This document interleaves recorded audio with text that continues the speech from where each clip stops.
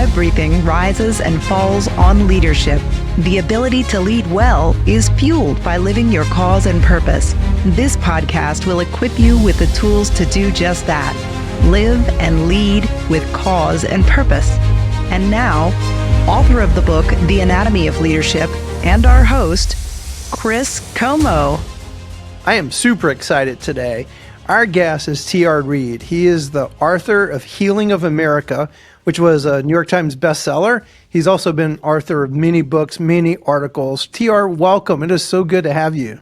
Great to be with you, Chris. Thanks a lot for having me. Well, what would you like our audience to know about you? I like writing, and I'm a writer. I'm a reporter.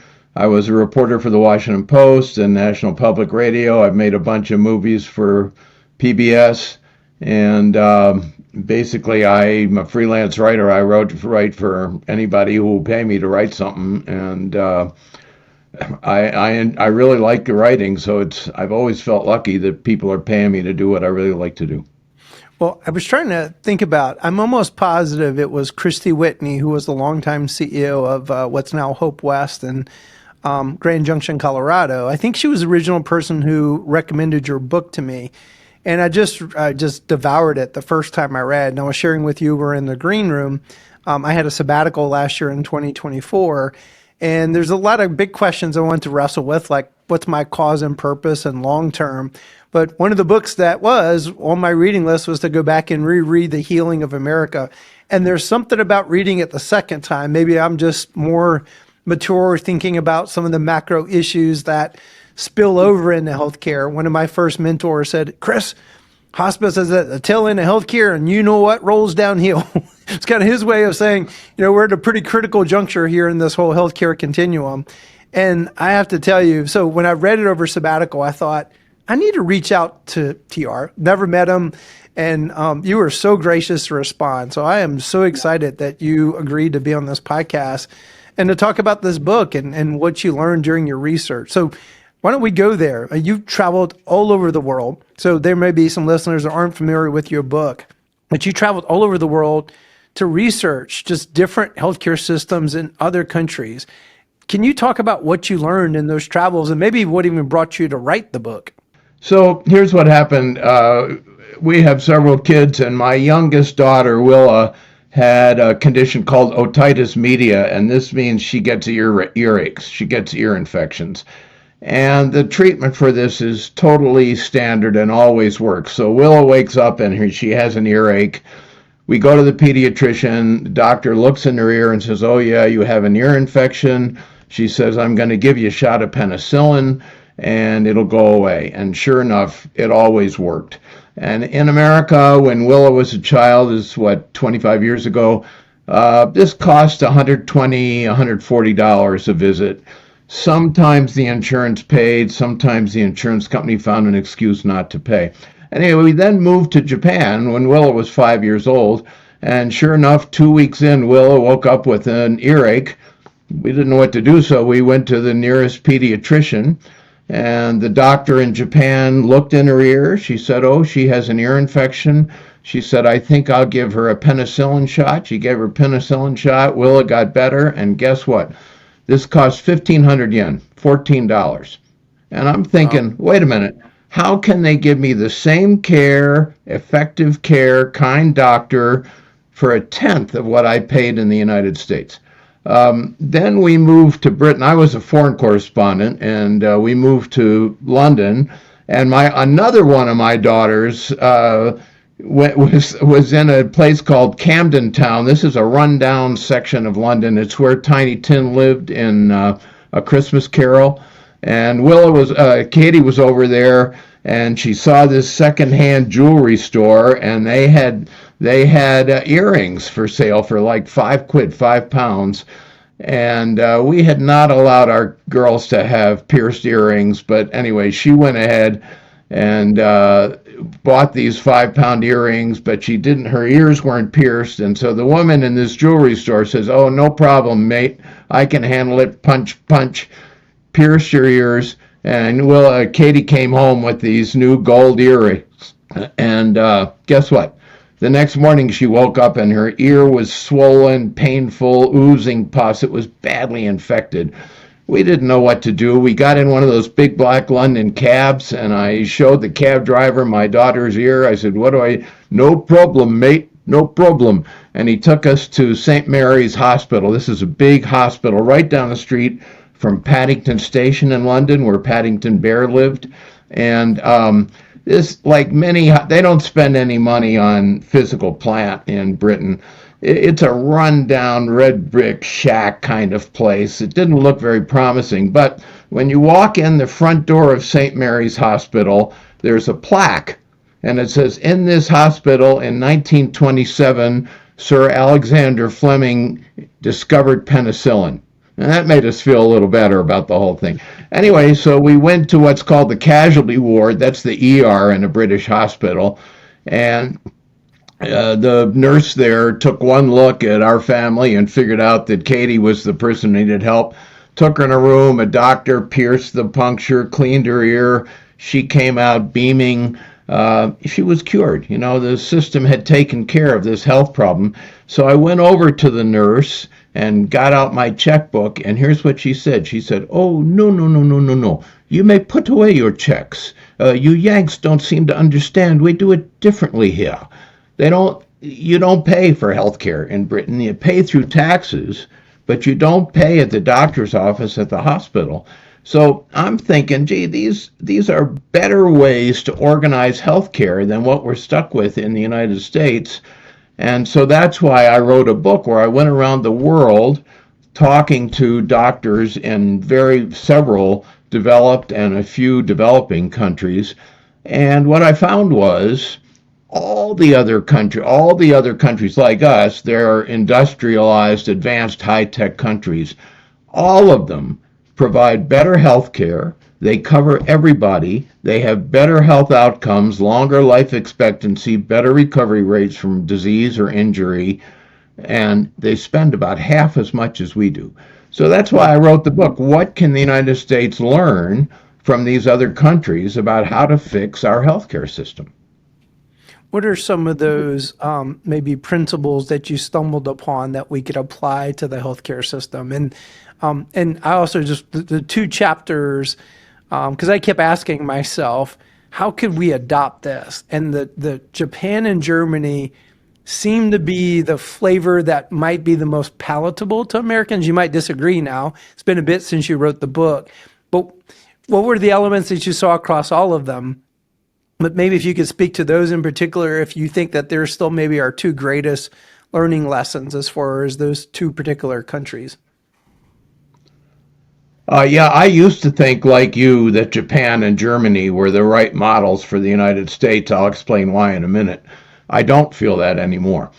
Okay. The key point of my book, the key lesson for any successful healthcare system is you got to cover everybody. Everybody has a right to health care. When people are sick, get them into the doctor and treat them. And the United States is the only advanced democracy that doesn't do that. Anywhere in Western Europe, Ireland, Britain, France, Germany, Switzerland, Scandinavia, Netherlands, Italy, Spain, and then in East Asia, Japan, South Korea, Malaysia, Taiwan, they cover everybody. If you're sick and need a doctor, if you're injured, doggone it, you get the care you need. The United States, the world's richest country, currently has, according to the Congressional Budget Office, in June of last year, 30.5 million Americans have no health insurance. No health insurance. Get this. There's some disagreement about the numbers, but roughly 100 times every week, 5,000 times a year, a woman shows up in the emergency room 9 months pregnant, 7 centimeters dilated, ready to give birth, and she has never seen a doctor because lots of young women in the United States have no health insurance. And guess what? Those are the babies we lose. Those are the mothers we lose in childbirth. Of the 23 richest countries in the world, guess what? The United States ranks last, 23rd, in keeping babies alive until their first birthday. Can you believe that? I mean, with all our expertise, with all our skill, and it's not because we don't know how to care for these sick babies. It's because we don't provide the care because so many young women don't have any health insurance. So the first rule is make sure everybody is covered. You know, when I went around the world, I asked health ministers, economists, doctors, why do you cover everybody? Why do you do this? And the most common answer I got was, why don't you? It's so obvious that you want to provide health care for everyone who needs it. The health minister in Britain was a guy named John Reid, probably a distant uncle of mine, a very nice guy. I liked him a lot. And I asked him, why is health care free in Britain? Why don't you just charge $5 or something to go to the doctor? And here's the example he gave me. And he says, let's take a person who's working in a convenience store or a maid in a hotel, not making a lot of money, and she feels kind of a vague pain on the right side of her abdomen. Well, in Britain, she's going to go into the doctor because it's free, and the doctor says, oh, you have an infection, an infected appendix. Let me give you a shot and it'll go away. If she can't get to the doctor, as in the United States, she doesn't have health care, then 3 months later, that becomes a burst appendix. She's in the emergency room. We're talking about a $35,000 procedure that could have been avoided with one visit to the doctor. So it does, perhaps it seems counterintuitive, but if you cover everybody, you save money. And it's not a coincidence. All the other countries that provide health care for everybody have better health outcomes and spend less on health care. So that's the first rule. Cover everybody. And this is one thing the United States has never done. What other rules? Another rule is it doesn't matter what procedure you use to do it. In my book, I said there were 4 different models for providing health care, and 3 of them work. So in Britain, they have a system where the government provides the care, the hospitals are owned by the government, the doctors work for the government, and the government pays for the care. We would call that socialized medicine. Of course, it's terrible. Americans hate socialized medicine, except they love it when they get it. Now, I'm a U.S. Navy veteran, and the VA system, where I get a lot of care, is one of the world's purest examples of socialized medicine. And every time somebody says, oh, we don't like socialized medicine, the veterans stand up and say, well, I like it just fine. It works fine for me. People in the U.S. military have socialized medicine. They have government medicine. Anyway, that's one way to run a medical care system. Another way is completely private. Germany, Japan, Switzerland, Netherlands, they rely on private insurance. They don't have a Medicare. They don't have Medicaid. It's people stay on private insurance cradle to grave, and it works fine. Of course, they have certain rules that American insurance companies won't follow. In Germany, your insurance company is required to cover every doctor. You choose the doctor. They can't have these narrow networks. They're required to pay every bill submitted by a doctor or a hospital.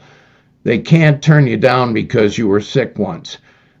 They don't have this business that our insurers have where the doctor has to call the insurance company to get approval before she can treat you.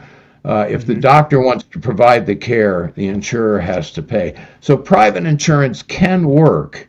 It does work very well in those countries if you have certain rules to make sure that the insurance pays and covers people as they need it. And then the third method is a system that was invented in Canada, which is a mix. This is government insurance paying private doctors and hospitals.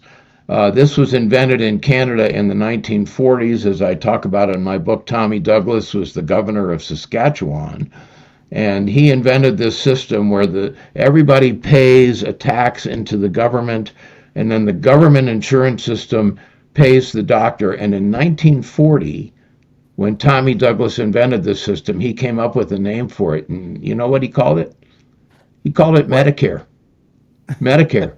And sure enough, in 1965, when the United States finally provided health insurance for all our seniors, we took the model, that is government payment of private doctors, and the name Medicare from Canada. So those three models all work. We could use any of them. Did you say there was a fourth, or did I misunderstand? The fourth model is for poor countries. For most of the countries in the world, the fourth model is no insurance for almost anybody except rich people. This is called the out-of-pocket model. If you have $10 in your pocket to pay the doctor, you get treated. If you don't have any money, you stay sick or you die. This is the model in all third world countries. Rich people and government employees do get health care. Most people don't. And these countries tend to set up some free hospitals. When I made a movie of this book for PBS, and we went to India. And while I was in India, we went to a hospital in New Delhi, and there was a line, I would say maybe 130 or 140 people lined up outside the door of the hospital. And I went up to one gentleman and was talking to him, and he had been there 2 days, but he was pretty sure he was going to get by the next morning. So that's how healthcare works in poor countries. And guess what? That's how healthcare works for Americans, the 30 million Americans who have no health insurance. You Right. hope to get into one of the free hospitals or a free clinic and hope to get care, and quite often those people don't. The life expectancy for a man in America today is about 78. For people without health insurance, it's 56. They lose 20 years of life because we're not providing them care. So the first rule is you got to provide health care for everybody. It gives better care and saves money. And the second rule is there are many different models for how to get there. So you alluded to, again, when I read the book, I was very kind of drawn to Japan and Germany, but it sounds like you've changed your thinking about maybe that's the solution for America. Can you talk about that? So Japan, Germany, Switzerland, Netherlands, they rely on private insurance. And I thought, boy, that's capitalism, and Americans can go for that. That's what we would go for. But I don't think it's going to work in America. And the reason is the insurance companies have enormous clout in Congress and in state legislatures. And the insurance companies will fight against the rules that make this work in Germany. For example, in the United States, if your doctor recommends an expensive procedure, she first has to call United Healthcare in Minnetonka, Minnesota, and some insurance executive, not the doctor. The insurance executive decides whether that's approved for you. That's not allowed in Germany. In Germany, what the doctor says goes, and they have to pay. They can't turn down your claim like they do for 20-30% of claims in the United States. American insurance companies, all the private insurance companies, have what they call a narrow network, which is they dictate which doctor or which hospital you can see. And in many cases, they have a new term in the insurance industry now. It's called an exclusive network. If you want to see, say, a dermatologist or a cardiologist, a particular specialist, they only have one. You only get one. You don't get to choose your doctor. In Germany, in Japan, in Switzerland, you go to the doctor and insurance has to pay. Well, that makes things more expensive for the insurers. They don't want that, and they use their lobbying clout in Congress and the legislatures to fight it. So I now don't think that private insurance for everybody will work in the United States because of the way the insurance industry works. I think the way we're going to end up is some kind of government insurance system for all. So of all the health insurance plans in the United States, most of them, the private insurers, United Healthcare, Cigna, Aetna, they have administrative costs in the range of 15 to 20%. Now, any insurance plan has administrative costs. You got to collect the premium. You got to deal with the doctors. You got to pay the bills. But in other countries, the administrative costs are limited to about 5%. They're limited by law. In America, the law allows our insurers to charge 20% of any bill, as administrative costs. Just add it on to the cost of your premium. There's one insurance plan that's much more efficient than that, and that is Medicare. This is the government-run plan for seniors and people with disabilities. Medicare says that its administrative costs are in the range of 3%. They're much more efficient than the private insurers, and they're also the lowest payer because they use their bargaining clout with hospitals to get lower rates. So Medicare for all would certainly work. Medicare, as I say, is the most efficient. It's the lowest cost insurance plan, and it has the highest rates of appreciation among its insured. In fact, when you ask people over 65, would you like to drop Medicare and go back to private insurance? No, the answer to that is no. 88% say no, don't do that to me. Don't take away my Medicare. So yeah, this is fascinating. I think that would work. I'm just thinking that, when I originally asked you for this podcast, something tragic happened. The CEO of United is assassinated. And the dialogue in our country is fascinating. And one of the best articles, Dr. Neil Shaw wrote an article, and the gist is horrible that someone would get assassinated. It is fascinating that half the country is reacting in the way they do. And maybe it's a signal of the moral bankruptcy of, have you kind of lost sight of what you were there to do? Is this really about helping people be healthier? And then, of course, the assassin's bullet had, what was it? Depose, deny. I forget what the third term was. Just the whole, I had a personal experience right about the same time. The lady next to my office, I was having to go and fax. My son had wisdom teeth and they denied it, had wisdom teeth removed.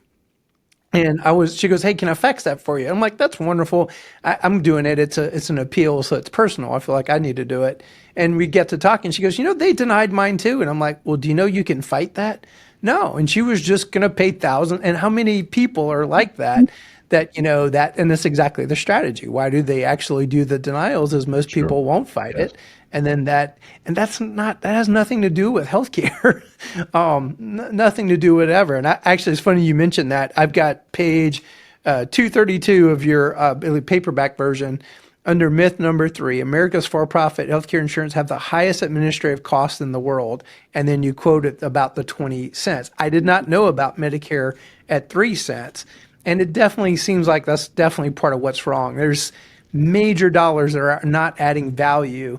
And also, Love, and I'll shut up and let you comment. In the very beginning of your book, you actually spoke to Dwight D. Eisenhower. This book is dedicated to President Eisenhower for the reasons set forth in Chapter 1. I had actually never read someone else say this. I thought this was like our own thing behind the scenes. But Eisenhower talked about the military-industrial complex. Beware the people that will make war because it's profitable. And healthcare is perverse that way. It's not really about making people better. The more bad stuff that happens, then the more money that you make. And so anyway, I'll shut up and let you comment to some of those things. Yeah, I think that's a crucial point, Chris. One fundamental difference between the health insurers in the United States and those in other countries, Germany, Japan, Switzerland, for example, is that other countries don't allow insurers to make a profit. They're basically charities. They're not there to pay investors or to pay executives huge sums. The reason for insurance companies is to provide a healthy society, a healthy nation. And the reason they don't allow profit is they think there's a fundamental contradiction between making a profit on healthcare, health insurance, and keeping people healthy. The reason for a health insurance plan would be to get people to go to the doctor when they need care by paying their bills. The way you make a profit in healthcare is by not paying bills. This is why they have narrow networks. This is why they have to approve your procedure in advance.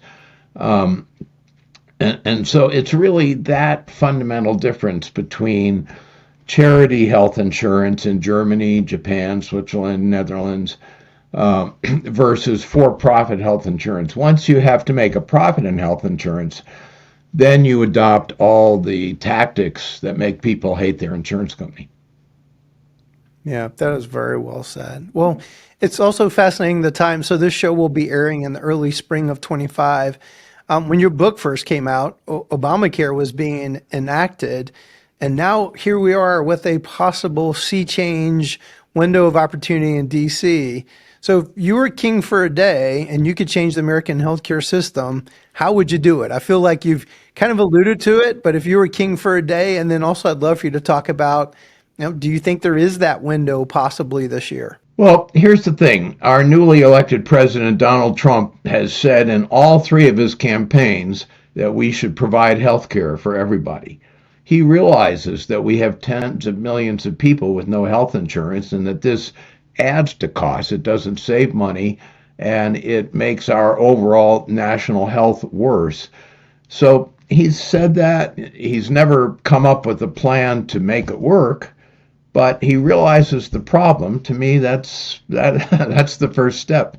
Figure out that we need to provide a system that covers everybody. And Donald Trump has also complained very strongly about the costs of health care. And there are certainly ways to control the costs of health care that we could adopt from other countries. So if he means it, and if he really wants to do it, and if he wants to achieve something historic for our country in his second term as president, this is a way he could go, and it would be quite popular.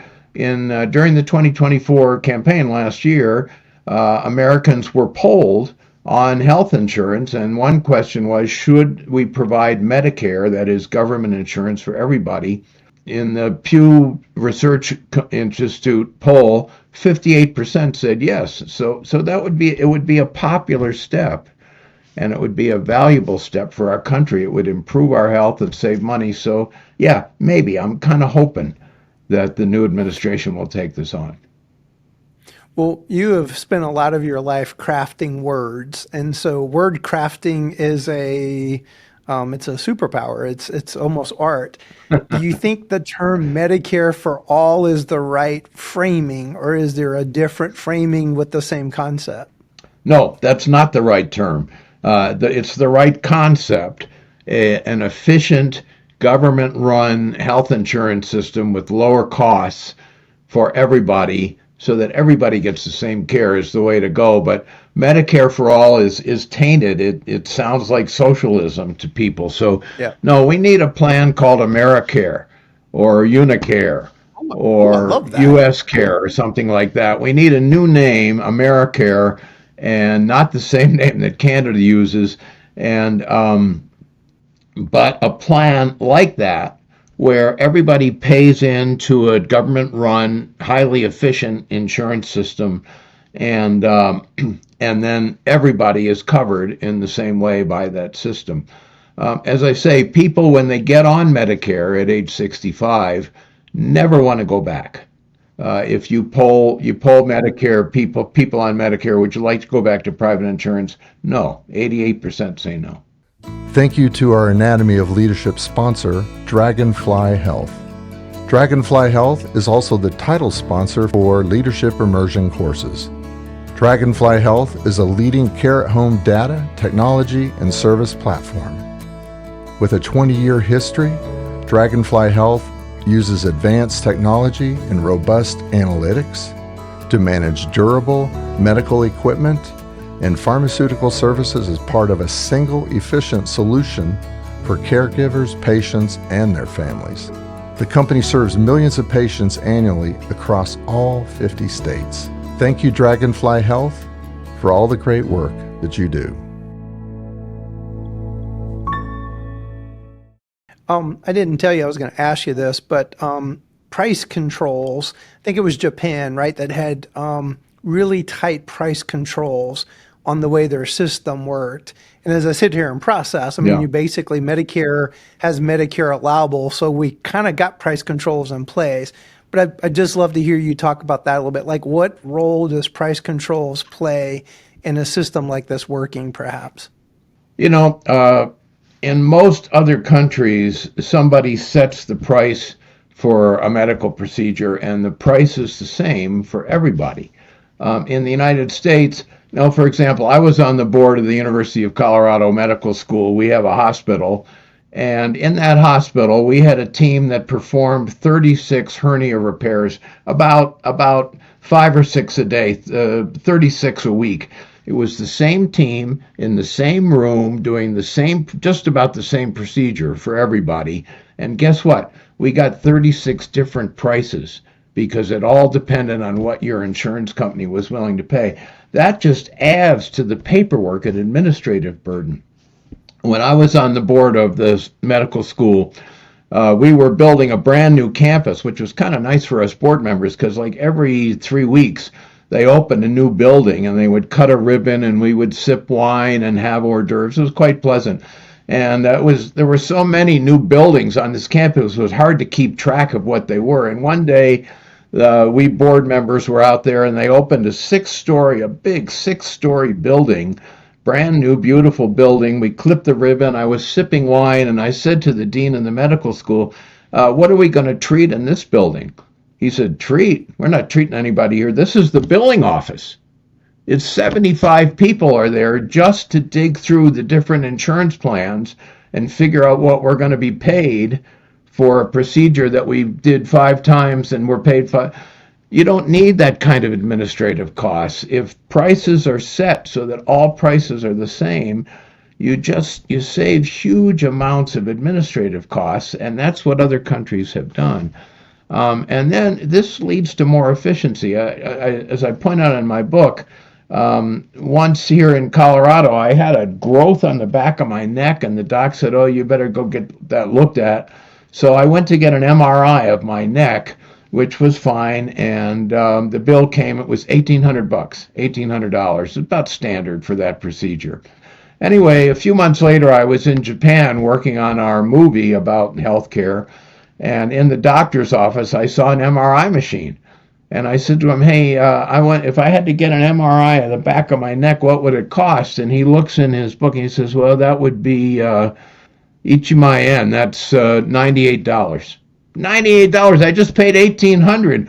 But that's the price that the Japanese health ministry has assigned for that procedure. And guess what? The doctor makes money. The doctor comes out okay. And the reason is to meet the need for those low-cost MRIs, the Japanese tech companies like Fujitsu and Hitachi have built very simple, plain Jane MRI machines without all the bells and whistles. And using that, doctors can provide the same decent care for, for 1/20th of the cost. And so what my argument is, that kind of price control leads to efficiencies. It doesn't undermine healthcare. It leads to more efficient healthcare. What leads to another good question. So when I think about what you just said, what about the role of innovation? And let me maybe frame it this way. I think as you went through your book, some of the countries you research allowed like a more affluent people that could pay for concierge type medicine. So the higher, I'd love to be able to drive around a Mercedes, but I drive around a Toyota. And so on my salary, I'm okay with middle of the road. But if someone could afford a Mercedes or a Lexus, good on them. Do you create that ability on top of the system for more of a concierge? And then is that the place where innovation, and then does that innovation eventually trickle down as costs go lower, et cetera? Yeah. So innovation, research, medical advances, the United States is great at this. We lead the world in medical research. We lead the world in new procedures all over the planet. Right now, people are walking around who would be dead except for some medicine or some procedure that was invented in the United States. We are great at this. There's no doubt about it. But it's not because of high costs, because many other countries have world-leading medical research. If I don't know if you've seen anybody who has seen their baby in the womb through ultrasound, which every new parents do that nowadays. That was developed. That's a procedure was developed in Sweden, not in the United States. And Sweden is a very low-cost country. Deep brain stimulation is considered one of the few treatments that seems to work for dementia. That was developed in Canada, which is a very low-cost country.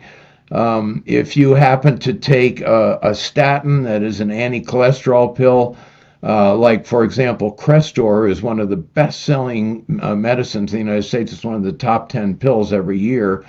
On the label of Crestor, it says licensed to Shionyaki Company, Japan. That is, that pill was developed in Japan, which also has very low cost. So, yes, the United States is great at medical innovation and research, but it's not because of our high costs.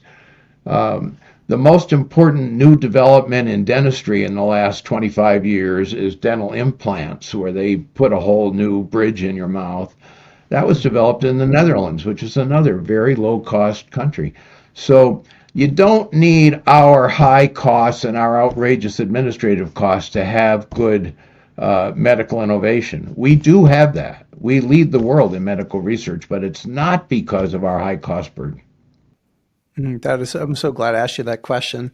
The other thing you alluded to, I think it was Japan and Germany both, that they were starting to deal with pretty steep increase in cost. And I don't know if you've read recently, but 2024, it looks like now we're on 8-9% increase in cost, which means now all the employers that are going to be going into 2025 with their health insurance renewals are going to be looking at maybe double-digit increases. And what do? You're going to pass that along to your employees in a high inflationary period when their paychecks has already been eroded because of inflation. So costs are happening in America, but cost was happening in some of those countries that you researched. Was it simply because the demographics, CR, because more people were just, like, I know Japan's baby boom population, I think, is almost 10 years ahead of ours demographic wise. Is that what it was, or what was really driving those costs, and what are the lessons for us in that? It is true that all the rich countries have aging populations. Japan is the oldest population in the world. And aging people have more medical needs and therefore more medical expenses. I think a big problem is these fabulous advances that we talked about that save lives and improve people's daily health cost money. They're really expensive. And this new wave of Ozempic and Wegovy weight control drugs and diabetes control drugs, they are fabulous. They're medical miracles, but they're really expensive. I notice, however, that the Netherlands is now allowing the sale of those drugs, and Sweden, of course, where Denmark is where Ozempic is made. They're allowing them, but the cost that the companies are allowed to charge is about a tenth of what they're charging in the United States. That is, they control drug prices, but even there, even with controlled prices, these new advances in drugs and procedure and technology are really expensive, and yes, they're causing a serious strain for every country. Well, we don't want to say no to those. We want to take advantage of any advances that will improve our health and extend our lives. And so the way to deal with that is to reduce the administrative costs, to get our overall costs down so that we can afford these expensive new procedures. And that's where the United States lags. As I said, our insurance companies have administrative costs 3-4 times what their counterparts in Germany or the Netherlands would have. So, I'm actually personally have like a high deductible plan. So I've got a health savings account. So I got skin in the game with me and my family. How do you bake that into a system like that? Do you come up with like a stratification, like the gold, silver, and the bronze, and every American gets the bronze in Americare? And then maybe the silver and gold, maybe you're having to pay a copay with an HSA. And then maybe you could have the outside for the super elites that want to go pay for whatever they want to pay for. Or how would you do it, given that challenge? I would set a system where everybody gets a standard level of care. There's a floor below which you don't go. You can get the care you need at a reasonable cost for everybody. And then guess what, Chris? Rich people are going to get what they want. And there's no country that's been able to stop this. In Canada, you're not allowed to go out of the system. So billionaires in Canada come to the United States and buy their health care. Right. In Britain, in Germany, in France, rich people can go to a private doctor who's outside of the system, and you can't stop that. That's going to happen in the same way that they can buy a Rolls Royce or a Mercedes. That's fine, as long as everybody else gets a decent Toyota. Just it's fine if rich people want to blow their money on some fabulous specialist somewhere. They're going to do that. But let's make sure we have a standard level of care that everybody else gets. In the United States, we have no ceiling. People can buy anything they want, and we have no floor. As I said, 30.5 million Americans have no insurance at all. Good employers know that health benefits can make or break your business. But while employers are looking out for their employees' best interest, who is looking out for theirs? Sona Benefits is an independent pharmacy benefit manager who partners with employers to optimize their pharmacy benefits while supporting their business goals. But by offering no-spread pricing, contract guaranteed rebates, and the Sona Max program, clients are regularly able to save 20% to 35% off their total drug spend. The result? Pharmacy benefits that improve employees' well-being and employers' bottom line.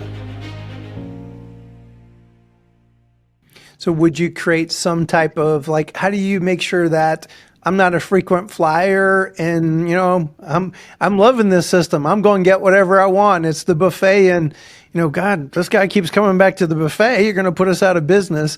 Do you create some type of like HSA, health savings account, where they've got a little bit of skin in the game? What are your thoughts on that?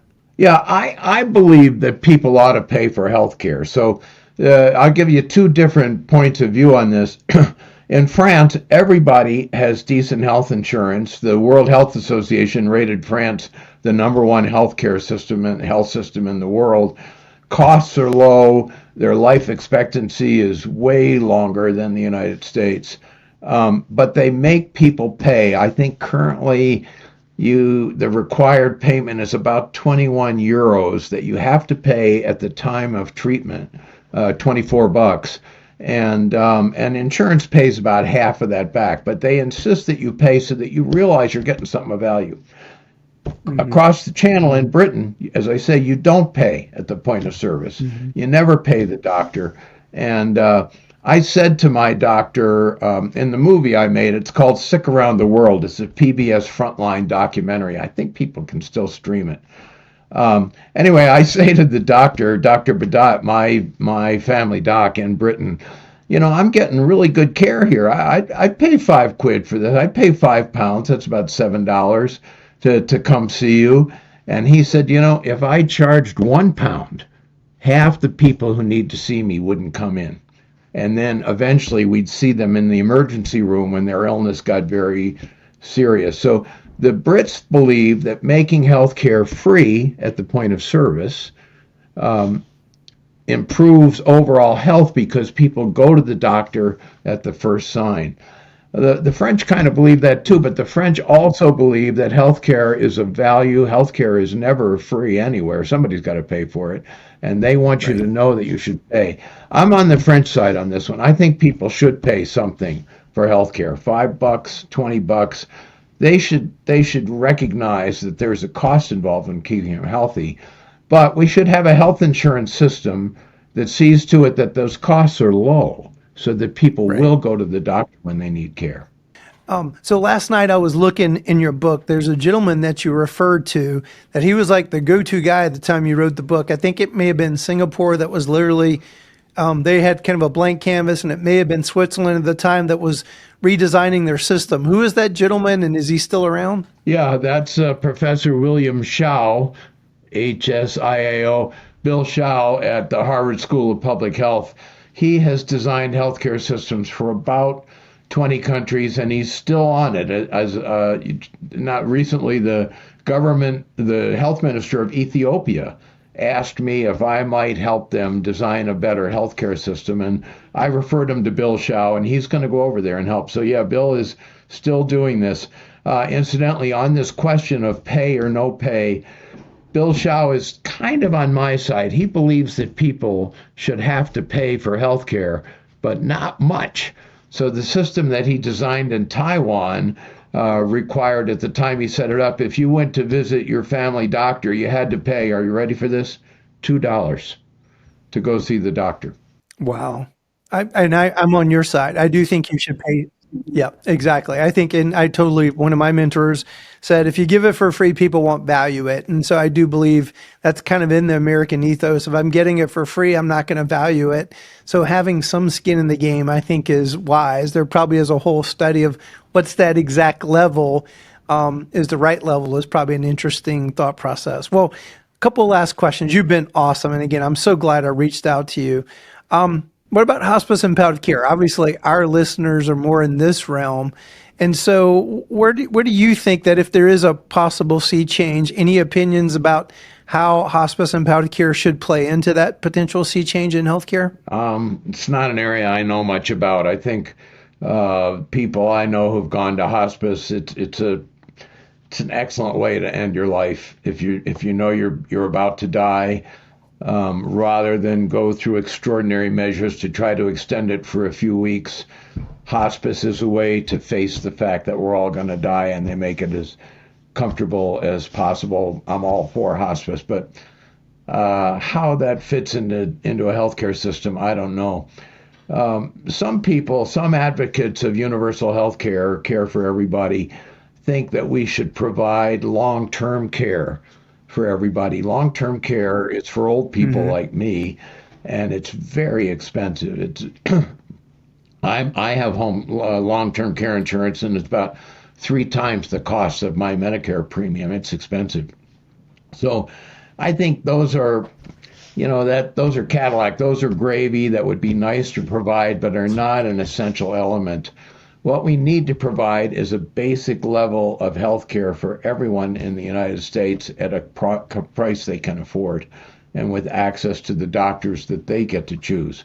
That's what I would do.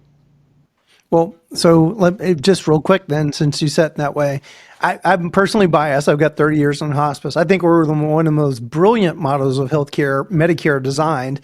It was Bob Dole, 1983, during the Reagan administration. It's a holistic viewpoint. People are body, mind, spirit, social, emotional component, which is why there's a whole team of professionals, doctors, nurses, social workers, chaplains, CNAs, volunteers. There's a care plan that then keeps everybody on the same page. It's generally was originally imagined as a 6-month benefit. Does the patient qualify? Do they have 6 months or less to live? Have they quit seeking aggressive curative treatment? Now, great nonprofits like I work with, TR, they also develop these beautiful hospice houses. Picture it like your hospice hospital. And the downside is today is that families will elect that skilled long-term care benefit because that's how you get the room and board paid. Oh. So that's one thing that if we were king for a day, where you can go, well, what if I went the hospice route? Would that pay for my room and board? And so today that's not the reality. We don't get a payment. You have to basically be what's called general inpatient care. It's just a much higher acuity. And you have these ups and downs and peaks and valleys on the care trajectory when someone is hospice. So that's something we'd love to see because you have dollars spent in long-term care. I think there'll be a day we'll look back and we'll say, we literally were torturing elderly, terminally ill people, get out of bed and do this therapy because that's how you pay for your room and board. When, being kept comfortable, more palliative care would have been more appropriate. And that's what these hospice inpatient units do. So if I was king for a day, I would make sure we'd write that. But interestingly, you would love this. About 95% of most hospices is traditional Medicare today. Now, one of the things that's got us worried is that more of Medicare has been going to Medicare Advantage plans.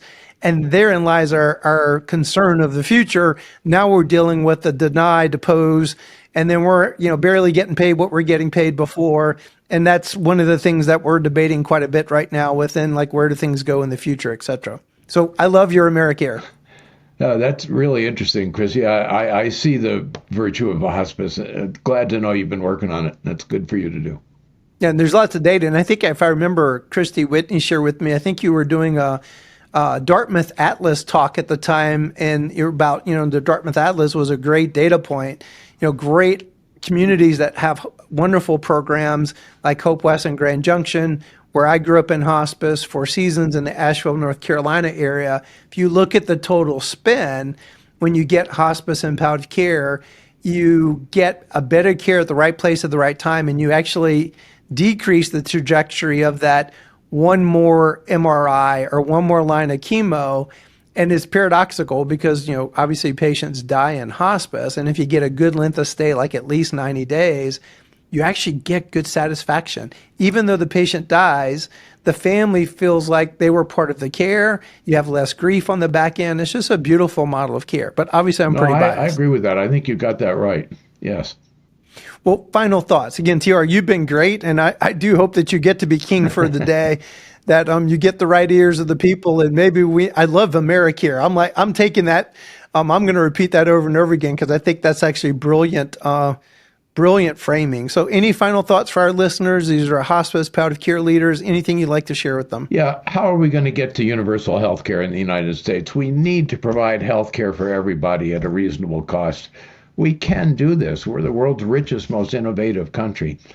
I don't think we're going to get there through Medicare for all or some federal program. And the reason is the big winners in our system, that is for-profit hospitals, the health insurance giants, big pharma, they basically own the U.S. Congress, and they're not going to allow the kind of change we need. So I think the way this change is going to happen is state by state. What's going to happen is 1 or 2 or 3 states are going to come up with a single payer plan that covers everybody fairly and equally, and the other states will see that it works and copy it. I say this because I'm from Colorado. As you may know, Colorado was the first state to allow sales of medical and recreational marijuana. I always say Colorado is the highest state in the country in more ways than one. And now 38 states have copied us because they saw that we made it work. And we can do the same thing on a state-by-state basis in healthcare. A lot of the most important ideas, policy ideas in American history, started in one state. Free public education, votes for women, minimum wage laws, child labor laws started in one state and spread, and we can do that with healthcare. So people watching, get out there and work to see that your state puts in a universal healthcare single-payer system, and then the rest of us will follow your example. Great. Well, TR, thank you. We're going to include a link to your book. If there is still a link out there for the movie. Around the world, yeah, PBS Frontline. Perfect. We're going to, if there's a link that we could get on that, we're going to include that in the show notes.